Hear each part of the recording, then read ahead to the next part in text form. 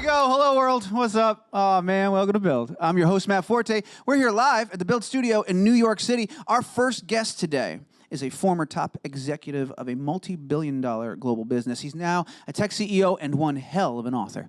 His debut novel, Bright Midnight, expertly blended the suspense and mystery of the Da Vinci Code with the history and mythos of the Rock and Roll Hall of Fame. And now, with his second book, Saving Washington, he aims to shine a light on an often forgotten piece of American history. Ladies and gentlemen, make some noise. Chris Formant's in the building. We excited for Chris? Chris is here. We're going to bring him out, kick this off in just a second, but before we do, I believe we have, and I love this, a book trailer. So before we do this, let's go ahead and run that clip. Saving Washington masterfully brings the Battle of Brooklyn to life through the eyes of two young men, Joshua Bolton, son of a Baltimore merchant, and his friend Benjamin Wright, a free black man. A story of courage and camaraderie, romance and treachery, survival and sacrifice. 400 citizens against the world's greatest military. Saving Washington, the new novel from Chris Formant. Ladies and gentlemen, make some noise. Chris Formant right here. Come on. Chris, as I was saying backstage, congratulations on this awesome, riveting book, man. Thank you. I thoroughly enjoyed it, especially at the culmination towards the end. It just flies once you get to the last couple of chapters. I couldn't put it down. I'm excited to talk to you all about it before we dive into it. Second book, how are you doing? How's Chris feeling right now, man? How's life for you right now? Great. Yeah, you Great. doing all right? You've gotten me all jazzed up. Okay. That's good. It's a good time to be jazzed. You've been doing some events around the book. You said Yeah, you had a we've good been one doing last tons night? of events, radio, TV. Actually, we were not that far from here. The Francis Tavern, which is one of the oldest buildings in Manhattan. The other week we had a big event at the 92nd Street Y. And actually, we're off to Arizona. We're gonna do an event in Sedona, Arizona, if you can believe that. So we're all over the place. Do you like this part of the process once you've written the book, going out, talking about it, talking to fun. people? It's fun, right? It's fun, and especially what's been surprising. I thought that history geeks and historical fiction lovers would come to some of the events, but what's been really interesting is what was unexpected. Yeah. Teachers, kids from 7 years old to college age, and then surprisingly, we've been getting an increasingly larger black audience because what I'm finding is that African American history usually doesn't start in the Revolutionary War. And so, we've gotten a lot of momentum from a number of black groups and black organizations. It's really exciting, man, to see the people respond to the book. And I was looking at Goodreads, Amazon, all the places you can find reviews. People are really digging it and really loving it. I think there was one guy. I think I saw one guy who was angry because there was a zipper in the book. I'm trying to find him right now. Find out one guy. Let me ask you: when you decided to do historical fiction and take something that has happened, that is real, and use it as the backdrop for your story, were you nervous about like the zipper guys? Were you nervous about the idea of people reading the book and not attacking, but being like, I can't do it. I can't get into the story because it's not actually what happened. Were you worried about that pressure at all? That weight? Of course. But I was going for something much larger. And what I'm finding, and I think my intuition was true. People love a good story, and what's happening now is, a lot of history is just so boring, and kids are learning, and most of us are learning from historical fictions, and so I actually found that in many schools they don't start history until the Civil War.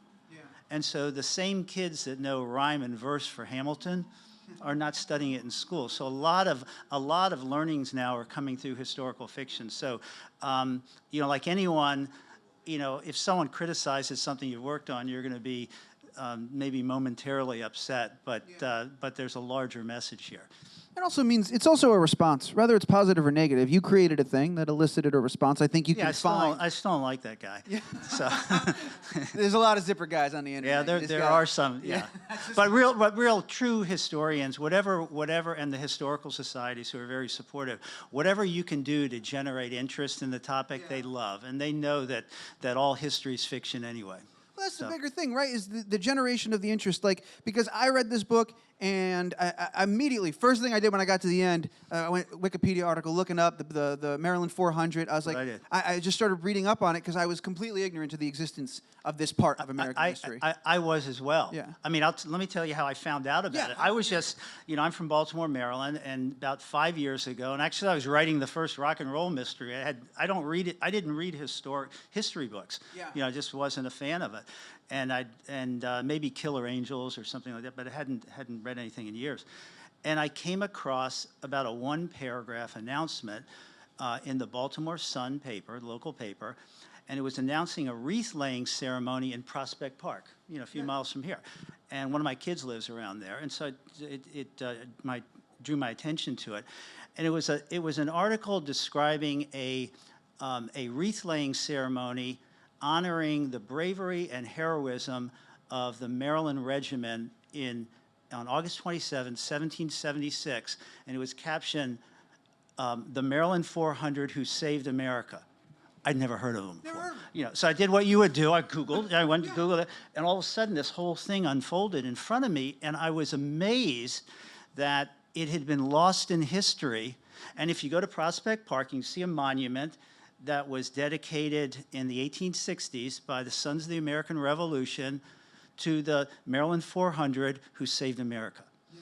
And if it wasn't for this suicide mission of these teenagers, 400 of them, Washington would have been captured and half of the Continental Army destroyed, and the revolution would have been over 6 weeks after the Declaration of Independence was signed. And it's been lost in history. It's incredible because as I'm reading the book, sitting here, present day, I know we win, but I'm reading this and you're setting. But we got our butts kicked in that. Washington was lucky to get away. Well, that's just it. And you're setting up all the stakes. And as I'm reading all of this stuff, the Hessians and all these different forces that are coming in, I'm like, there's no way. What are we going to possibly do? I had no idea what was going to. I mean, I knew it was going to happen. Do you know what I mean? But I had no idea that this moment in time occurred and the significance of the Maryland 400. I hadn't either. Yeah. And I guess people don't like to write about huge losses. And the only thing that was masterful about it, Washington strategy, the tactics failed in this. They were completely outmanned and outgunned, but he masterfully retreated. It wasn't an issue as to whether they should retreat. It's could they get away? Right. And it's interesting that the British, as I've learned, the British, the revolution started up in New England, in Boston, and the Bostonians rallied. They sort of pushed the British out. We signed the Declaration of Independence. King George and Parliament was pissed off. And they said, okay, we're going to stop this insurrection now. They sent over the largest armada in history, 475 boats. They flood into New York Harbor. It looked like a forest on the East River. 30,000 British troops, 10,000 seamen, and thousands of German mercenaries, Hessians, that were being paid by body count. So they were gonna crush the army, occupy the states and occupy the colonies, and bring back normalcy. Yeah. So Washington and the Continental Army was unprepared. There wasn't a standing army. They had to come and meet them there. Yeah. And so, it was, we got out by the skin of our teeth.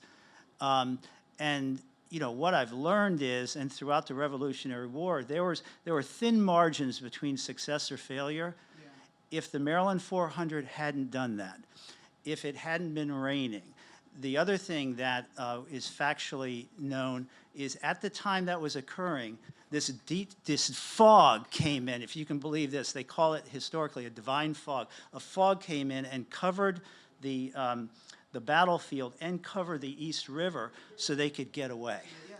And cover. The current was, and if you know the East River, it's got intense currents, and it changes direction every 6 hours, and the current was pushing those boats away at the very same time. So these three events triangulated, to allow that window of escape, and that's why the revolution continued in Washington and his generals weren't captured. It really is incredible to think how the significance of all of those little things. One little adjustment in that, had the fog not come, had the currents been going the other way, any one little thing could have dramatically altered the We course don't of get history. fog like that there. No. I don't, Yeah, it's unbelievable. Talk to me about, you mentioned in your description of reading the story, the discovery, these 400 teenagers. Yep. The decision to tell the story through their eyes, in their perspective.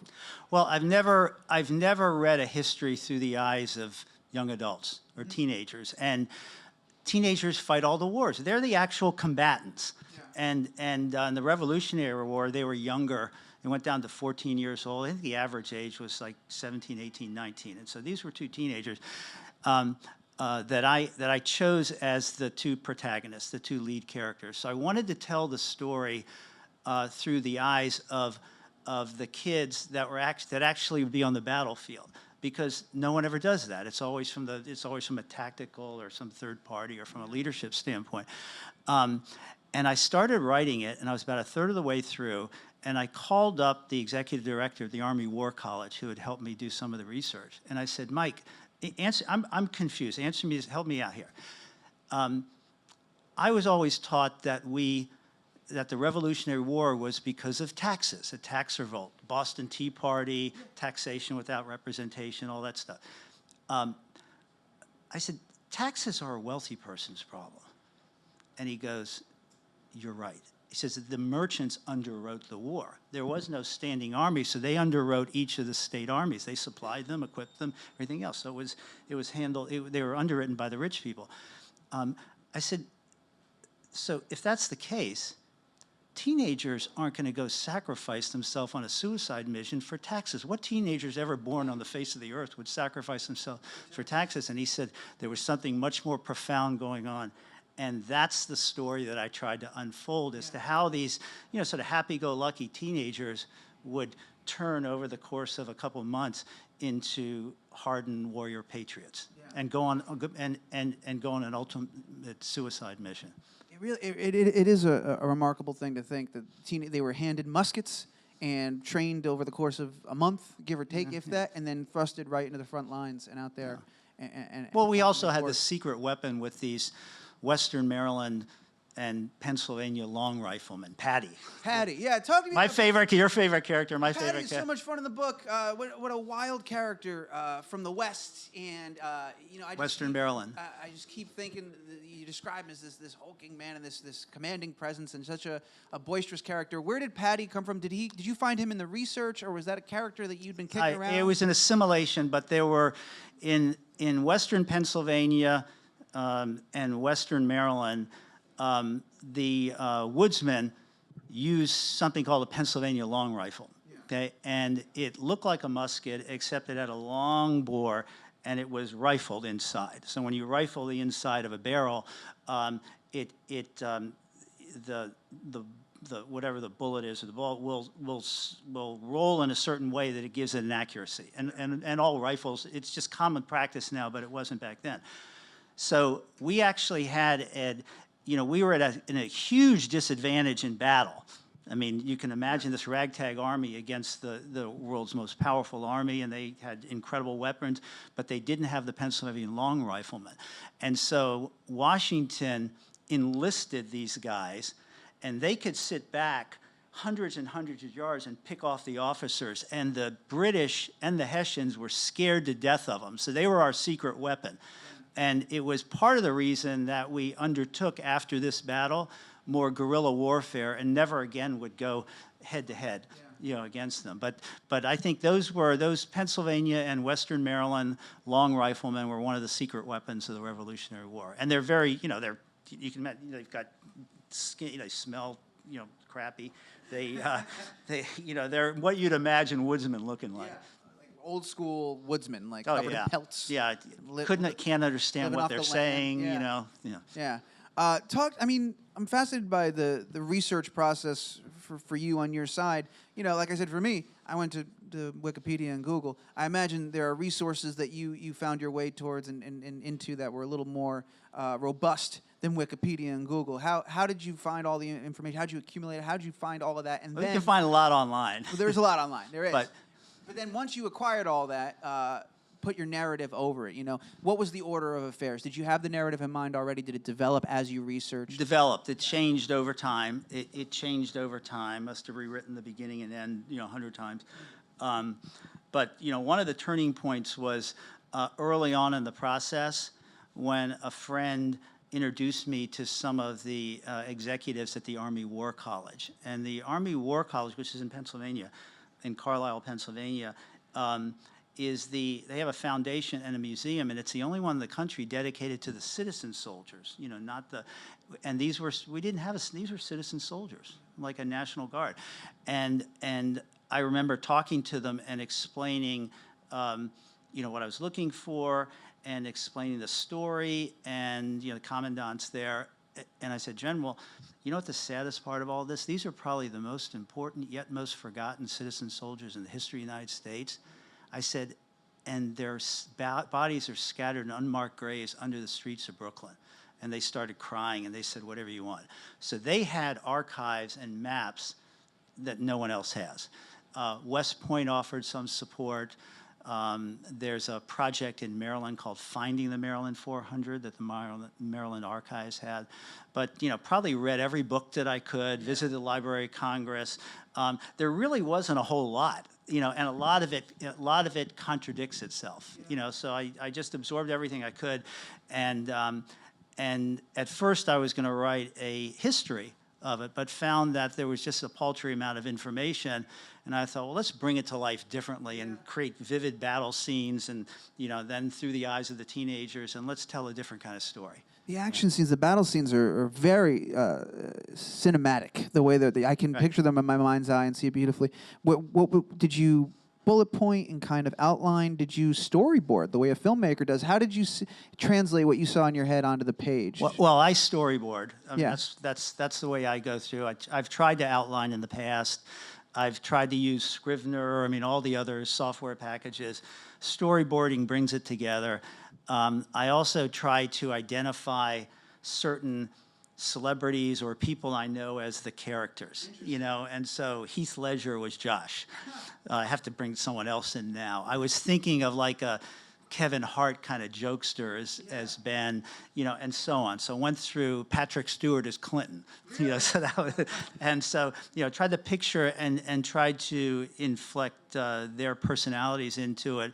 But, much like method acting, you have to kind of go into character and then start to, when in the battle scene, and if I'm Josh, I'm sort of looking around and I'm, how would I react and what would happen? And so you're sort of describing it, at least first time through. It's like method acting, I think, and then you kind of channel that. That's how amazing. In a second, we're gonna go to the audience questions, but I gotta ask, Chris, you still have an incredible career in tech as a leader and done amazing things there. How the hell did you become a writer, man? Where did this come from? You buzzed out 2 amazing books now in the past couple of years. Where'd the spark come from? Well, this one was by accident. I told you it was. It's absolutely true. I saw that. I just started probing, and sometimes, we all have those things. Something just infects us, and we keep trying to scratch the itch. And then I thought, well, I wrote this other book. The first book, I'm on the board of the Rock and Roll Hall of Fame, and so I'm around music and musicians and rock memorabilia, and I had this idea. What if all those iconic rock stars in the late '60s and '70s, Hendrix, Morrison, what if they weren't accidents or overdoses? What if it was a murder? What if it was a series of murders that actually were attached? And so I wrote it as sort of a current CSI sort of cold case murder investigation. And that sort of got me hooked on, doing that kind of stuff. Right. And I'm working on the third one right now. You are? Mm-hmm. Did you learn from this book came about kind of by accident? But was there anything you learned when you did Bright Midnight that you brought with you that made this process easier? Like tricks that you figured out when you wrote you your got to first have a book? good agent. You got to have a good publisher. You have to have a great editor. You know, you have to have a brilliant publicist. Yeah. You know, and the brilliant publicist has been the common thread through all this. But you know, just like making a film, you know, and you know, the right kind of film editors, the editors make the movie, they make the film. And so the directors and the actors put it in place. So, you know, I've been blessed with, you know, a good editor or a couple of good editors that actually helped bring the voices out, inflect certain personalities, helping the character develop, and that helped a lot. But at the end, you know, it's if you got a good story, I think people overlook. I think I'm an okay writer. Yeah. I think I've got some great stories. You know. Yeah, well, for sure. The last thing to that end, the story's gotten the attention. I was reading one of the producers at HBO is taking a look at it and might be turning it into a we've film. signed a film option. So it's happening. Yeah, We've signed a film option with Greg Feinberg, who is the brains and producer behind Big Little Lies, Twin Peaks, yeah. Deadwood, and he's actually up in Poughkeepsie right now. They're starting a new HBO series. What's your desired level of involvement there? How deep in the weeds do you want to get? Let's say this goes, they're going to do it. I'd love to make a cameo appearance. Yeah, you want to pop up in here? That's the dream, isn't it?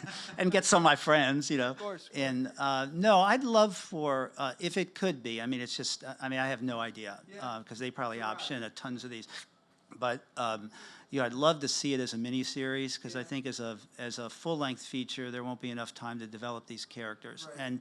and so do that and have something that would be enduring, because this isn't a flash in the pan story. This is maybe one of the most important stories in American history, and it happened right over here, you know, and you know, it has all of the. It's America's 400 Spartans. You know, it's sort of, it's like the 300 Spartans. If not for them, it would have been so different. And we don't even know where they're buried, you know, which is sad, you know. It is. Well, we're going to get to the audience questions. Congratulations again. Thank you. Saving Washington. It's available. Where books are available. Is there an audio book too, right? Is there an audio book? Yes. It's an audio It's book on as all well. forms. It's on all forms. It's everywhere. You definitely got to check it out. As an American, you got to see this. And we're all over the world. Even if you're not an American, this is a hell of a story. You should totally check it out. Saving Washington's out there right now. Kate, I got a couple of questions. First one's going to be right over here. Go for it. Hi. I was wondering where you come up with your character names, if they're named after people you know, or you just kind of look up names, or. Well, in the first book, I'd use lots of people that I had known, former partners of mine in London, friends. On this one, the lead characters, Josh and Ben and their families, and Patty, are all fictional. Everybody else are real names. All the British military, all the American military. There's a whole sort of side story throughout this. The spy network, that's all real. The places are real. The events are real. But the lead characters and their families aren't. I did try to choose some names. I went back to see what were the sort of popular names in Baltimore, Maryland, where they come from at that time. And so their last names are sort of, Revolutionary War names. And Patty just sounded like, the most unusual name in there is the sort of the Sergeant at Arms of the Maryland 400. This was real, and I had to find a place for this guy once I heard his name, and it's his real name, Gasaway Watkins. As soon as I heard Gasaway, I thought, oh God, this guy's another sort of larger than life, picture that I had to embed somewhere in the book. But everybody else is fiction. When you're dealing with people that did exist, Sterling and these characters, do you feel, is there an extra responsibility? Is it harder to put words into their mouth because these are individuals that at one time existed and lived this life? Or do you have to kind of put aside the weight of telling that story and just focus on the narrative and what you need that character to do in that moment? First, the style of writing, I wanted to write it in a modern style, because I don't know about you guys, but I get a little bored and confused when I try to read things that are written in revolutionary, colonial language. It's just I can't follow it. So it's in modern language. There are a couple throwbacks in there. But yeah, I mean, I want to bring out their characters. I read about the characters. It was interesting when, just like if you were doing a film and you're the writer, when they were doing the audio, the Brilliance Audio, which is Amazon, they had called me up. Whoever was, sort of casting the part, and then wanted to inflect in each of the voices. The kind of, and so I had to really, it challenged me, to go back and then describe their personalities. Were they gruff? How did they speak? What did they, so we got it down to that granularity. But the important ones that I wanted to make, I probably overlooked some of their flaws, and I wanted them to be kind of larger than life. And so I gave them a little bit of stature in their communication. Okay, we got one more. We're going to do one more question right over yonder. Go for it. Hi, I just wanted to ask that your two books have really conflicting topics, and so I wanted to know what topics are you thinking of for your next book, and are you kind of going to stay in the genre of historical fiction? No. If this is a big hit, then if there's demand that I'll do we thought about a follow-up to follow the characters, on somewhere else. No, the one I'm working on right now is a Stephen King horror.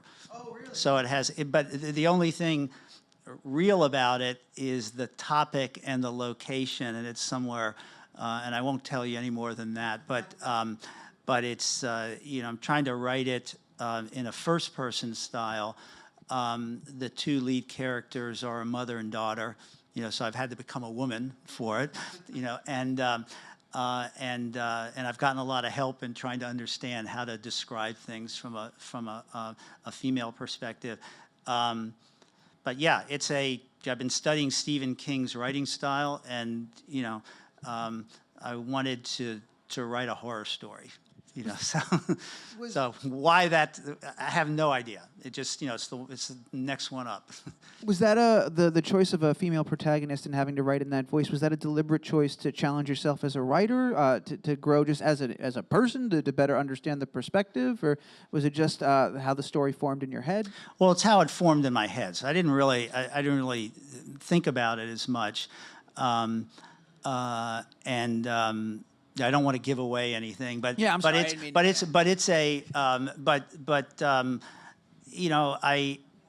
think good writers. I don't want to be constrained by whatever role I might have. So. Well, getting the signal here, we're going to wrap things up, but I want to thank you again for coming by and hanging out with us. Congratulate you on the book. I want to remind everybody out there, right down, see this? I'm sipping out of my Saving Washington mug. You can, look at that. You can go to chrisformant.com, Chris, Formant.com. Limited supplies available. Limited supplies of these bad boys available out there. Go get yourself one. Get the audiobook. And to the guy who was hung up on the zipper, get over it, dude. You're missing out on a great book, all right? You should really read it and enjoy it. Thank you so much again, everybody. Make an incredible amount of noise for Mr. Chris Formant right here.